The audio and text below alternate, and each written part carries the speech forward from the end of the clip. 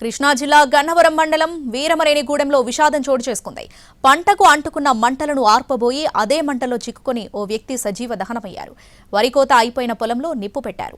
అవి ఒక్కసారిగా దట్టంగా పొగలు మంటలు వ్యాపించడంతో మంటల్లో చిక్కుకొని పూర్తిగా కాలిపోయి సజీవ దహనమయ్యాడు. తన పొలాన్ని తానే శుభ్రం చేసుకునే సమయంలో మంటల్లో చిక్కుకొని మంతెన నాగయ్య మృతి చెందాడు.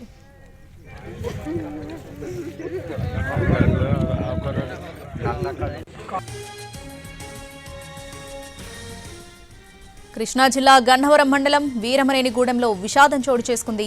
పంటకు అంటుకున్న మంటలను ఆర్పబోయి అదే మంటలో చిక్కుకొని ఓ వ్యక్తి సజీవ దహనమయ్యారు. వరి కోత అయిపోయిన పొలంలో నిప్పు పెట్టారు.